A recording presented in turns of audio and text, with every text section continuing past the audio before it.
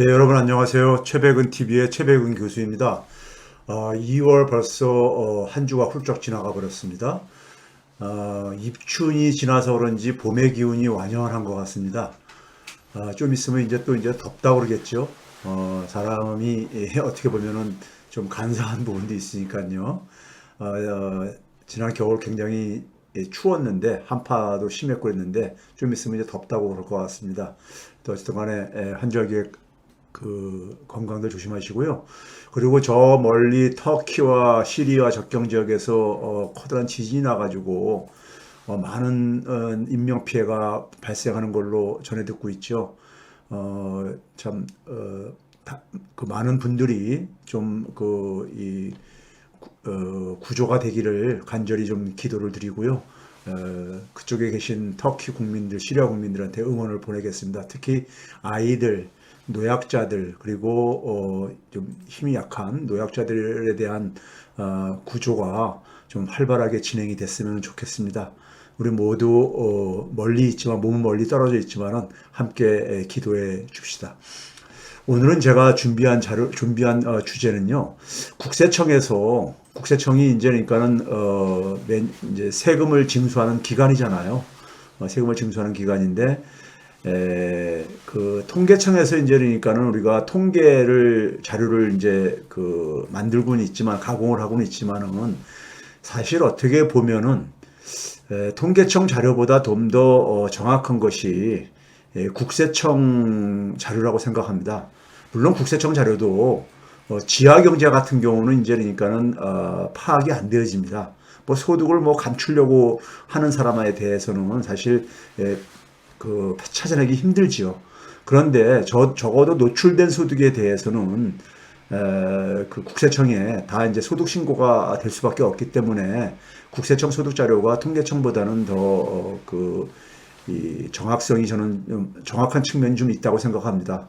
통계청은 이제 사람들이 이제 소위 말해서 통계 요원이라든가 방문해가지고 혹은 그다음에 이제 그러니까는 인터뷰를 통해서 이제 조사를 하는 거기 때문에 아무래도 정확성에 있어서는 좀 이제 취약점들이 있다고 생각합니다. 근데 문재인 정부가 이제 2017년부터 2021년까지, 물론 2022년 5월 9일 날 이제 끝났지만은 사실상 2021년에 이제 끝난 거잖아요. 근데 이제 2021년도 소득에 대해서 그 국세청이 이제 세금을 징수한 것이 정리가 됐습니다. 물론 완벽하게 정리가 되지는 않았습니다. 뒤에서 설명을 드리겠습니다만 일부 이제 그러니까 소득은 2021년도분은 지금 정리가 안 된 걸로 알고 있습니다. 완전히 끝나지 않은 걸로 알고 있는데, 근데 어쨌든 간에 그 문재인 정부의 이제 그러니까는 이 국세청 소득 자료를 통해 가지고 문재인 정부의 소득 변화, 분포, 소득 분배 이런 것들을 좀 이제 살펴볼 수가 있게 됐고요. 그리고 그걸 통해서 문재인 정부는 소득주 성장을 표방을 했잖아요. 소위 말해서 중산층과 저소득층의 소득을 강화시켜 주겠다. 소득을 강화를 통해서 내수를 강화를 하고 내수를 강화를 통해서 경제 성장을 그러니까 만들어내겠다.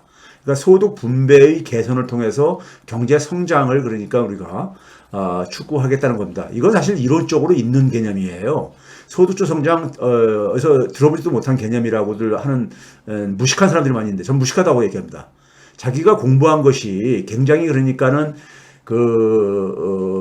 극단적인 부분만 공부를 하다 보니까 자기가 모르는 걸 가지고 모르다 보니까는 그런 소득주 성장이라는 개념은 경제학 책에 없다. 뭐 이런 식으로 얘기하시는데 경제학 책에 그러니까 없다고 해가지고 없는 건 아니죠. 왜 그러냐면 그들이 보는 경제학 책은 굉장히 제한된 경제학 책이니까. 네, 그렇습니다. 우리나라 경제학자들이 굉장히 미국에서도 굉장히 좀 약간 극우적인 이런 측면 속에서 그러니까 공부하는 사람들이 되게 많습니다. 그러니까 굉장히 편식을 하고 있는 우리나라는 이 지식 생태계가 다양하지가 않습니다. 생태계는 굉장히 다양해야 되거든요. 근데 이제 영어권에서는 이걸 이제 임금주도 성장이라고 하고 있고, 그 다음에 이제 뭐냐면 소득 분배의 개선이 경제 성장에 그러니까 긍정적인 효과를 미친다는 것은 90년대 후반부터 하버드 대학을 중심으로 해가지고 거의 그러니까는 하나의 지배적인 하나의 흐름입니다. 소득 분배의 개선이 그러니까 경제 성장에 오히려 도움이 된다는 것이 그런 이제 그 이론들이 존재하고 있습니다. 그런 배경을 깔고 있는 거예요. 거기다가 뭐냐면은 금융위기 이후에 수출이 굉장히 취약해지죠. 금융위기 이후에 그러니까는 세계 교육이 크게 감소를 합니다. 증가율이 감소를 해요.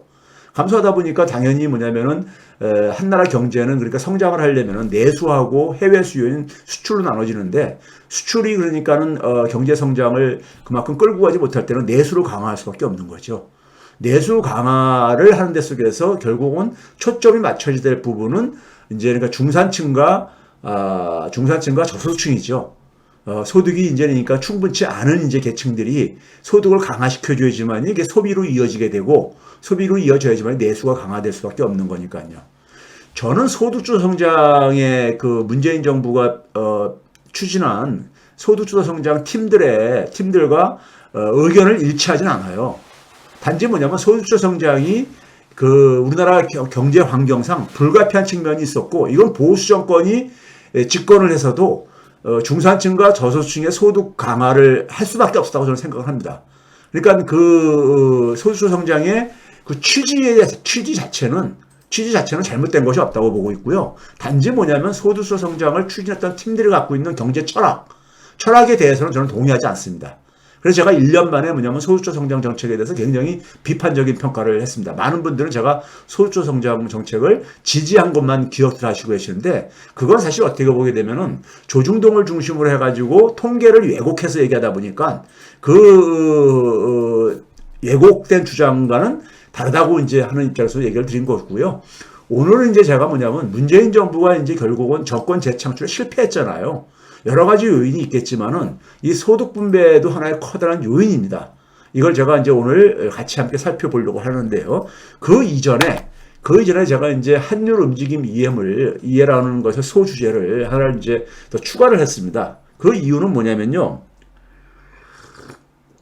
제 방송을 듣고서는 댓글로 이제 그러니까 질문을 하시는 분들이 있는데 개인적으로 궁금한 것들을 계속해서 질문하시는 내용 중에 최근에 환율에 대해서 사실 지난해 연말부터죠. 환율이 굉장히 이제 그러니까 하락 추세로 이렇게 바뀌었잖아요. 방향이요.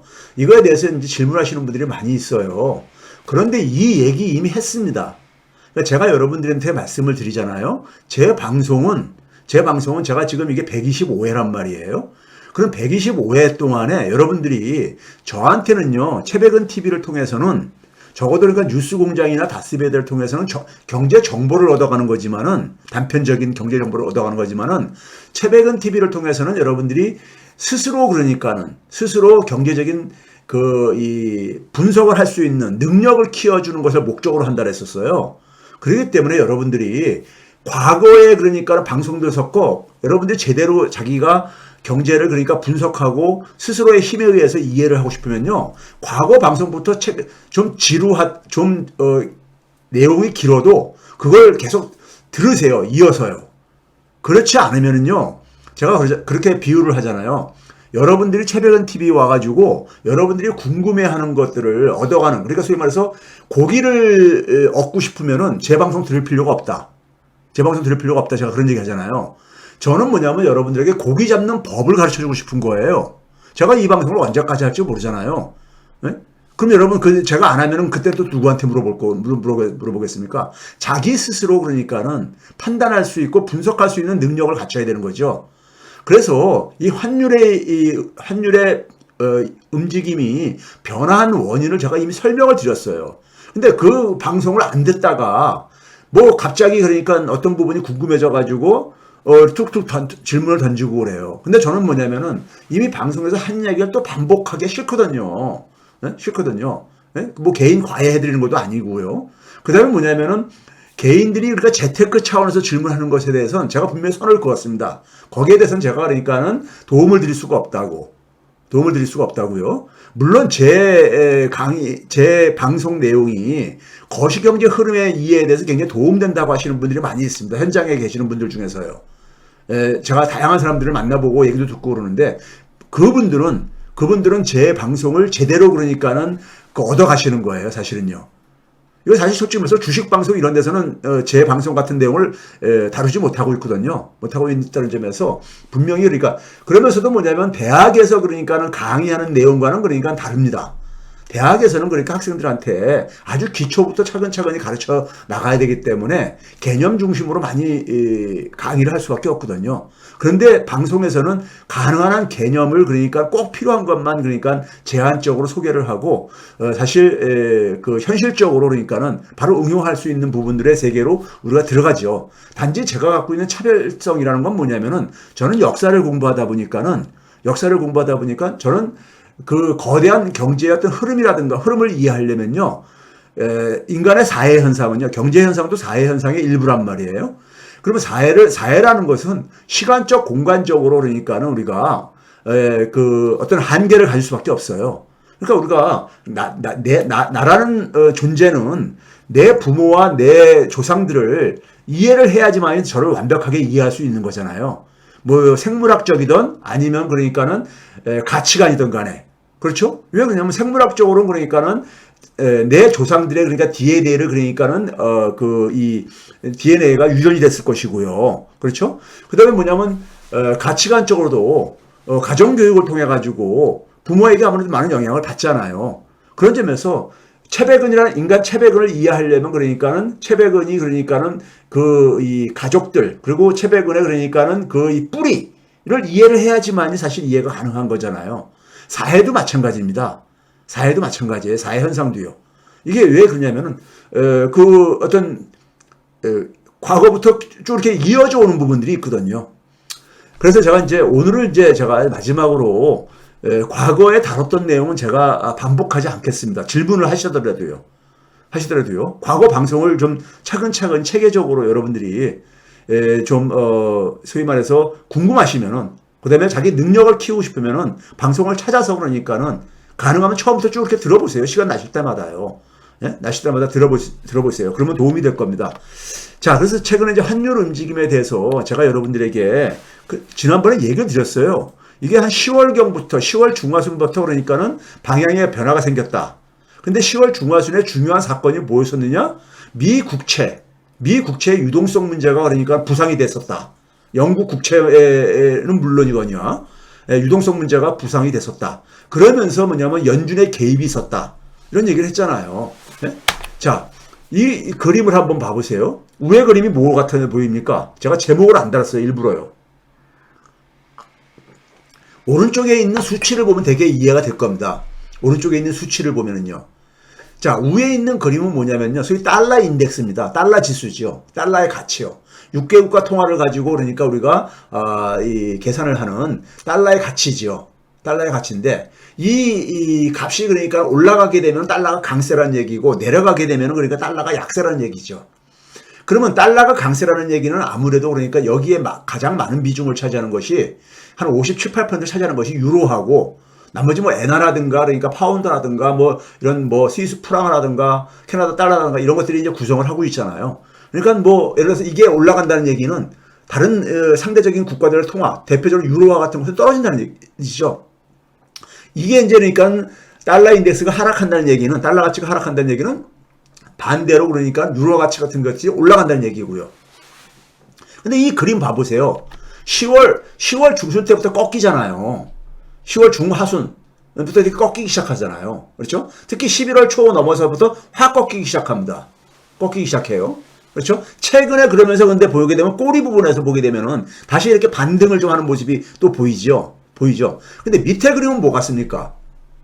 밑에 그림도 수치를 보면 대충 알게 돼요. 딱 보게 되면은 1200부터 1400까지, 1400 넘은 선까지 보이는데 이게 뭡니까요? 원달러 환율입니다. 우리나라 환율이죠. 우리나라 환율이 지난 1년간에 있어서 그러니까 우리가 한때 1450원 돌파하고 막 이렇게까지 갔었잖아요. 그렇죠? 이거하고 위에 그림하고 거의 같이 움직이죠. 거의 그러니까 추세적으로 같이 움직이죠. 네, 추세적으로 같이 움직이죠. 이 상승폭이 그러니까 똑같다는 얘기는 아닙니다. 상승폭은 우리가 더 많이 올라갔죠. 네, 더 많이 올라갔는데 어쨌든 간에 추이는 그러니까 비슷하게 가잖아요. 내려올 때는 그런데 반대로 우리가 더 빨리 그러니까 내려왔죠. 그림으로 보게 되면 그렇죠? 우리가 더 빨리 내려오죠. 기울기를 보면 대충 우리가 이해할 수 있잖아요. 그렇죠? 그리고 우리나라 이제 그러니까 최근에 환율도 보게 되면은 1220원대까지 내려갔다가 최근에 다시 또 이번 주에 들어와가지고 다시 또 반등하는 모습을 보이고 있죠. 반등하는 50원대를 다시 돌파를 하고요. 그러니까 월요일경에 보게 되면요. 그렇죠? 이 거의 어쨌든 간에 움직임은 그러니까 방향은 비슷해 보이잖아요. 그러면 이제 그러니까 우리가 먼저 뭘 생각할 수 있습니까? 아, 달러가 강세에서 약세로 바뀐 것이 하고 관련이 있구나. 그럼 달러는 왜 강세에서 약세로 변했느냐? 언제부터 변했느냐? 보게 되면 10월 중순 하순 이후부터라 이거예요. 그럼 10월 중순 하순 이후에 무슨 일이 있었지? 그 이후에도 그러니까는 금리는 미국의 금리는 연준 금리는 계속 올렸는데 그렇죠? 이게 궁금할 게 아닙니까? 그래서 제가 이거 설명을 드렸잖아요. 10월 달에 있었던 것에 가장 대표적인 사건이 국제금융계에 있어서 대표적인 사건이 국채 유동성 문제였었다. 미 국채 유동성, 선진국 국채 유동성 문제였었다. 예? 영국 국채 파동 문제라든가 이런 게 있었다 그랬잖아요. 자, 그럼 이 그림은 뭡니까요? 위의 그림은 뭐 같아요? 그럼 강달러에서 약달러로 바뀌는 원인은 또 무엇인가 같은 이제 우리가 관심이 있을 게 아닙니까? 그것도 여러 가지 요인이 있겠지만은 자, 이거 봐보세요. 이 위의 그림은 뭐 같아요? 밑에 그림은 오른쪽 수치를 보게 되면 앞에서 봤었던 달러 지수입니다. 달러 인덱스예요. 달러 인덱스요. 그걸 다시 옮겨다 놓은 겁니다. 그대로요. 옮겨다 놓은 거예요. 달러 인덱스. 앞에서 그러니까 보여줬던 그림이요. 위에서. 위의 그림은 뭐 같아요? 뭐 2.0부터 4.0까지 이렇게 쭉 있죠. 이게 뭐냐면 미 국채 10년물 수익률입니다. 미 국채 10년물 수익률이요. 예? 미국 정부가 발행한 그러니까 만기 10년짜리에 채권에 정부가 발행한 채권의 그러니까 수익률이요. 이거 보게 되면은 10월 그러니까 한 중하순경에 그러니까는 4.5% 정도까지 갔다가 그다음부터 쭉 이렇게 떨어지고 있잖아요. 그 이후 10월 중하순 이후에 보게 되면은 이게 그러니까 떨어지면서 연준 금리는 계속 올렸는데 연준 금리 지금 얼마까지 올렸습니까? 4.75까지 올렸잖아요. 상당 구간을요. 그렇죠? 근데 그것보다 더 낮잖아요. 지금요. 낮아졌잖아요. 네? 낮아졌어요. 10월 중하순 이후 특히 11월 이후부터요. 그렇죠? 그때부터 보게 되면은 달러 지수가 갑자기 꺾이고 있잖아요. 그러니까요. 꺾이고 있죠. 그렇죠? 이게 무슨 얘기입니까? 달러 가치가 그러니까 하락한다는 얘기는 뭐죠? 달러에 대한 수요와 공급을 가지고 우리가 설명을 한다면은 달러에 대한 수요보다 공급이 많다는 얘기잖아요. 공급이 많으면 가격이 떨어지는 거니까요. 그러니까 달러의 공급량이 시장에 풍부해졌다는 얘기죠. 달러가 많이 풀렸다는 얘기의 시장이에요. 예? 지금 뭐냐면 달러가 많이 풍부해졌다는 얘기 뭡니까?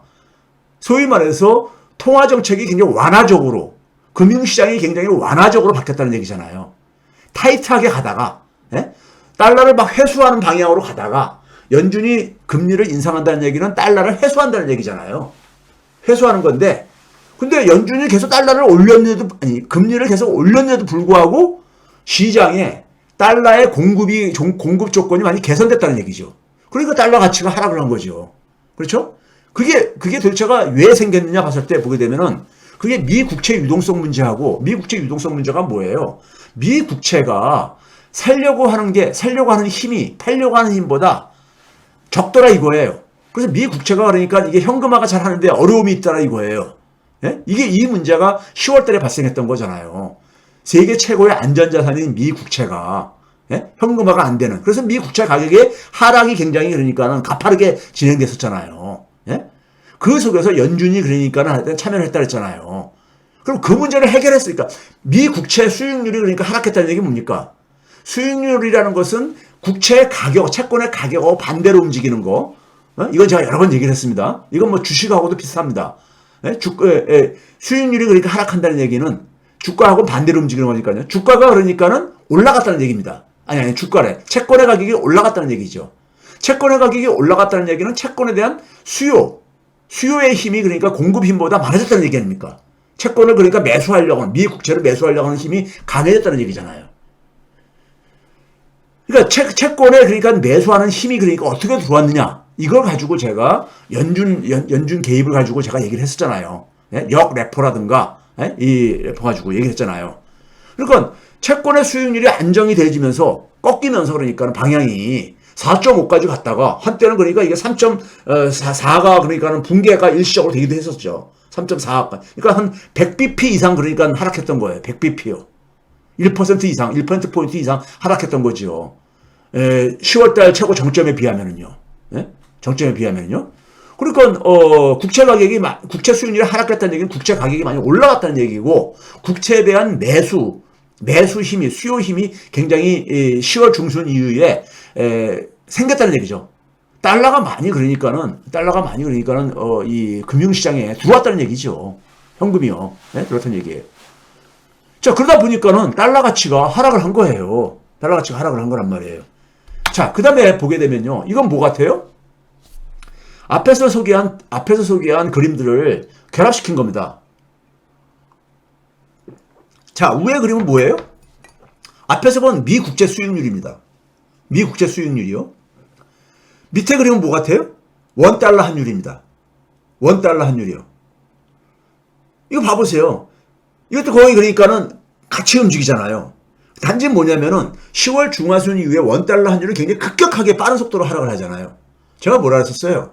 우리나라 같이 그러니까는 취약한 금융상품은 금융시장이 굉장히 타이트해질 때, 돈을 그러니까 조달하기 힘들어질 때 어떻게 된다 했어요? 가장 빨리 가격이 그러니까 폭락을 하고, 금융시장이 개선됐을 때 위험 상품은 가장 빨리 또 그다음에 이제 이게 회복이 되어지죠. 회복이 되어진다 했잖아요. 그 효과로 제가 여러 번 얘기했잖아요. 이 기울기가 그러니까 굉장히 가파르게 그러니까 이렇게 떨어졌다는 얘기는, 원달러 환율이 하락했다는 얘기는 그걸 그렇게 설명할 수 있는 것인데, 문제는 이 꺾이는 것에 있어서 전환점은 뭐였었다? 강달러에서 약달러로 바뀐 건데, 강달러에서 약달러로 바뀐 하나의 그 근본적인 원인은 뭐냐? 미 국채 그러니까는 유동성 문제가 이거를 연준이 개입해가지고 이 문제를 적어도 그러니까 단기적으로 일단 해소시킨 거예요. 해소시킨 겁니다. 미 국채가 모든 금융 상품의 가장 기준이 되는 상품이라고 제가 여러 번 얘기했잖아요. 미 국채가 금융 상품 중에서 가장 기준이 되는, 세계에서 가장 안전한 금융 상품이니까요. 가장 기준이 되는 상품이란 말이에요. 그렇죠? 그러니까 안전한 상품은 이게 그 수익률 하락이 이 기울기가 굉장히 낮잖아요. 이 기울기 보기 떨어지더라도요. 근데 한국의 원화라는 이 상품은 굉장히 급격하게 하락을 하잖아요. 제가 그동안 얘기하는 게 다 이렇게 그림에 부합이 되잖아요. 그 다음 그림은 뭐예요? 그 다음 그림은 뭐 같아요? 자, 위에는 그러니까는 이게 뭐였습니까? 미 국채 10년물 수익률이에요. 우리 앞에서 계속 봤었던. 밑에는 뭐예요? 밑에는 보니까 6.3에서 7.3. 이게 6에서 7 사이에 있으면 뭐가 떠올라요? 위안화. 1달러당 그러니까 우리가 한 7위안 전후에서 그러니까 되게 움직이고 그랬으니까요. 지난 1년 동안에요. 중국 위안화. 중국 위안화하고 이것도 봐보세요. 대체적인 흐름은 이렇게 같이들 움직이고 있는데, 문제는 뭐냐면 중국 위안화도 10월 중순께 그 위안화 가치가 계속 하락을 했잖아요. 하락 압력이 굉장히 컸잖아요. 여기 보시면 8월 달부터 10월 중순까지 거의 그러니까 같이 움직이잖아요. 미 국채 10년물 수익률하고요. 같이 움직이죠. 8월 달부터 어거스트부터 옥토버 저희 중순까지요. 10월 달까지요. 그러다가 그 이후에 국채 10년물 수익률이 하락하면서 위안화도 그러니까 다시 그러니까는 위안화 가치가 다시 그러니까 절상으로 그러니까 소위 말해서요. 그러니까 그렇죠? 이것도 마찬가지로 하락하잖아요. 7.3 여기 돌파했다가 6.7대까지 이렇게 쭉 떨어졌잖아요. 그렇죠? 이게 바로 지금 뭐냐, 위안화도 그러니까는 이게 막 7.3으로 올라간다는 얘기는 뭐예요? 중국 위안화에 대해서 그러니까 시장에서 굉장히 좀 그러니까 위험하게 이제 그러니까는 보는 거 아니에요. 근데 이제 미국의 소위 말해서 전 세계 국제 금융시장의 이 조건은 어디서 제일 먼저 나타났냐? 최근 같은 경우를 본다면은 미 국채 시장에서 나타난 거예요. 미 국채 시장에서 그러니까 적어도 연준이 이걸 그냥 끌고 가려면은 자기들은 그러니까는 적어도 자해를 입히지 말아야 되는데, 자기들도 지금 자해를 입고 있는 거예요.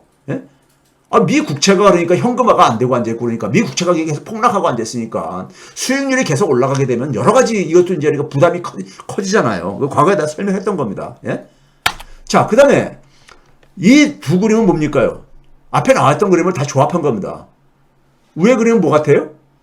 위에는 미 국채 10년물 수익률이에요. 10년물 수익률인데 단지 뭐냐면 좀 더 최근 거로 최근이라는 게 언제입니까? 되게 기억 3개월. 아까는 앞에는 지난 1년 동안이고요. 최근 3개월입니다. 최근 3개월 보게 되면 국채 수익률은 여전히 뭐냐면 하락하는 방향으로 진행이 됐어요. 중간에 좀 올라갔다 내려오기는 했지만은 하락하는 방향으로요. 밑에는 뭐예요? 우리나라 원달러 환율입니다. 원달러 환율도 좀 이 폭에 있어서 변동 폭에 있어서 그러니까는 올라가고 내려오는 것은 좀 차이가 있어도 거의 같이 움직이지 않아요? 맨 끝부분에 봐서도 봐보세요. 최근 그러니까 이번 주에 들어와가지고, 예? 쭉 이렇게 뭡니까? 미 국채 수익률이 올라가니까는 원달러 환율도 다시 올라가고 앉아있잖아요. 그렇죠? 그렇죠. 방향성이 그러니까요. 그 다음에 이 그림은 뭐예요? 이 그림은 뭡니까? 우리나라가 그 환율을 얘기할 때 보게 되면 위안화의 영향을 굉장히 많이 받는다 그래요. 근데 위안화가 달러하고 많이 움직이다 보니까 같이 움직이는데, 자, 이거 봐보세요. 밑에 그림은 위안 달러입니다. 위안화에 그러니까는 달러 대비 위안화 가치예요. 위에 그림은 원달러, 미 국채 10년물 수익률. 지난 3개월입니다. 3개월. 아까는 앞에서 봤던 건 1년 동안이었었고요. 입니다. 3개월이요. 그 다음에 이거는 뭐예요? 이거는 지난 한 달 동안입니다. 더 최근 거를 좀 보려고. 최근에, 그래야지만 그림이 좀 그러니까, 이게 확대가 되니까요. 최근 게.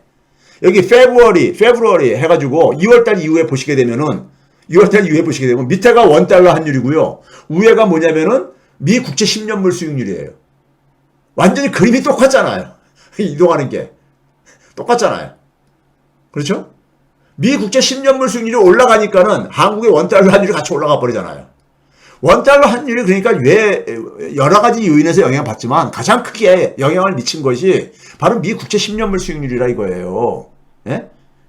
그래서 제가 지난번에 이거를 제가 한 2주 동안 연속해서 이걸 얘기를 했던 겁니다. 이게 중요한 문제라서. 이건 여전히 지금 잠복해 있는 문제입니다. 잠복해 있는 문제예요. 예? 그래서 최근 방송을 좀 들으세요. 그걸 이해하시고 싶은 분은. 자, 이건 뭐예요? 지난 한 달 동안에 미 국채 10년물 수익률하고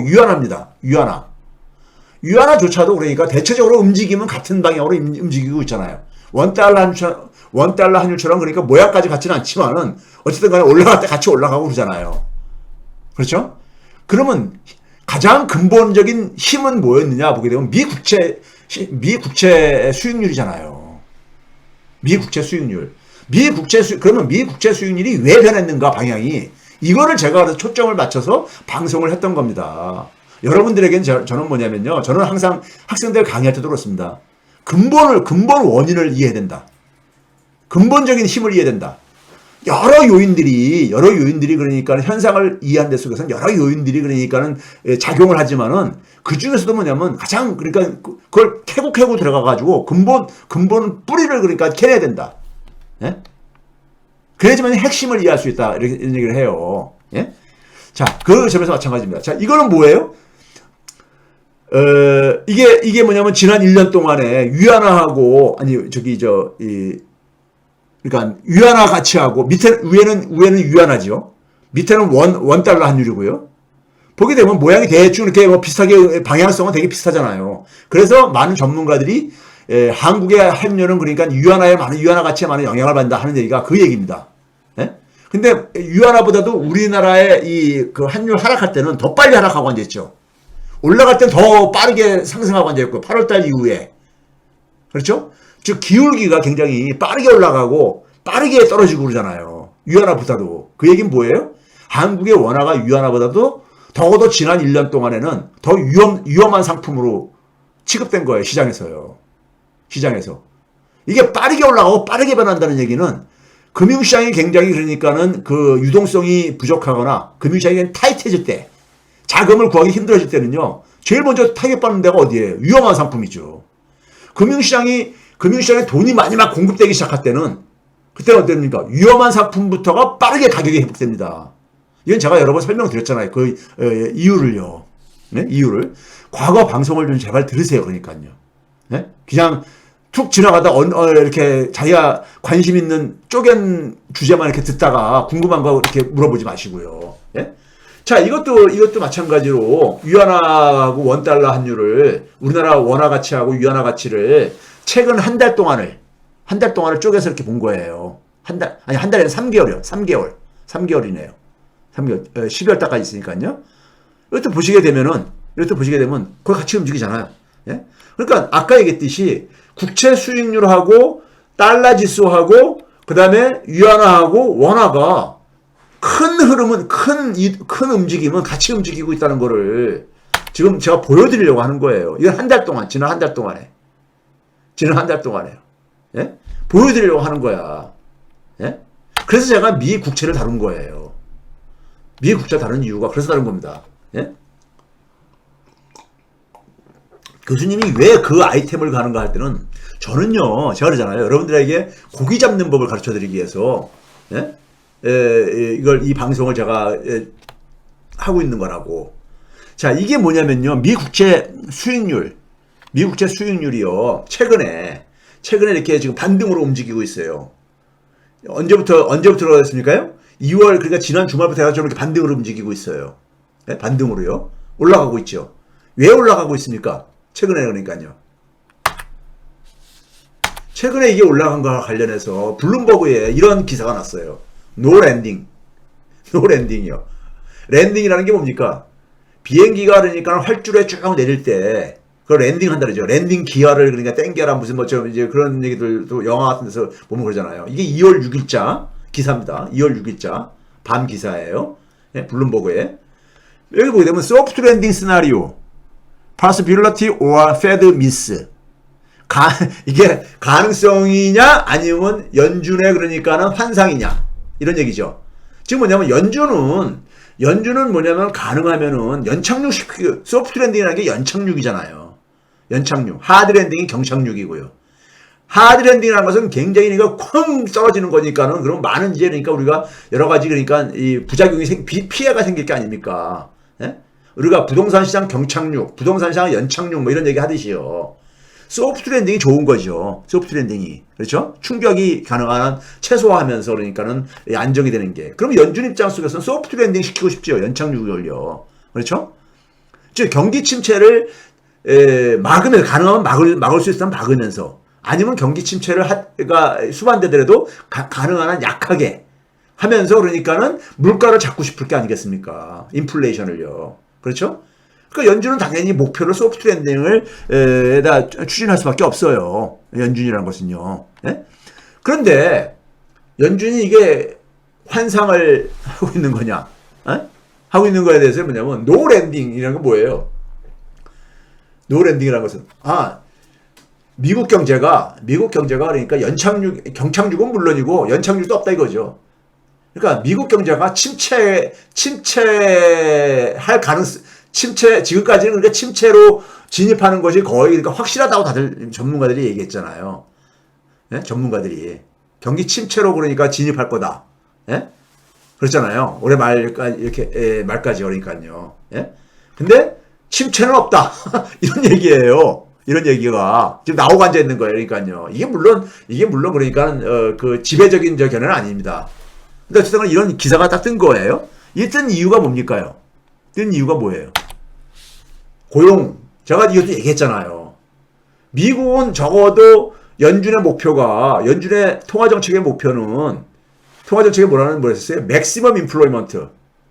즉 완전 고용, 우리말로는 완전 고용이라고 변형하지만 어쨌든 고용 안정이죠. 그 다음에 뭐냐면 물가 안정, 프라이스 스타빌리티. 물가 안정. 이렇게 양대 축을 가지고 두 개의 미션을 갖고 있다 그랬잖아요. 근데 적어도 연준이 제가 뭐라 했습니까요? 고용 문제 가지고는 그러니까는 통화 정책을 고민할 필요가 없게 돼버렸다. 없을 거다. 그러니까 고용을 신경 안 쓰면은 결국은 뭐냐면 인플레이션만 잡으면 되는 거예요. 네? 미국의 일자리 상황이 굉장히 구조가 좀 변한 게 있다. 제가 이 얘기도 여러 번 했잖아요. 근데 1월 달에 그러니까는 일자리 증가하고 그다음에 밑에는 뭐냐면 실업률입니다. 실업률이 최근에 발표가 됐죠. 예? 근데 소위 말해서 그러니까 사업장 일자리, 미국은 일자리가 두 가지 통계가 나온다 그랬죠. 사업장 중심으로 조사한 일자리하고 그다음에 뭐냐면 가계조사를 통해서 나오는 게 있는데 사업장 조사 일자리가 1월 달에 51만 7천 개가 증가했어요. 51만 7천 개가. 예? 소위 말해 중간값이 그러니까는 한 지난 그러니까 그 한 뭐 저기 이 한 2년 동안에 중간값이 한 18만 8천 개인데 51만 7천 개가 나왔어요. 예? 51만 7천 개가. 그러니까는 깜짝 놀란 거죠. 거기다 실업률은 1968년 이후에 가장 최저치로 떨어졌어요. 3.4%로. 3.4%로요. 그런데 사실은 68년도에 3.4가 그러니까는 마지막 몇 달 이렇게 진행이 됐는데요. 그 3.3 밑에를 기록한 거는 2차 세계대전 이후에 1953년도에 그러니까는 그 3.23 정도가 있었을 뿐이지. 그러니까 사실상 보게 되면 거의 2차 세계대전 이후에 거의 지금 최저 상태인 거예요. 실업률이요. 그러니까 고용시장이 적어도 뭐냐면 전통적으로 보는 고용 지표를 볼 때는 일자리 개수라든가 아니면 실업률이라든가, 예?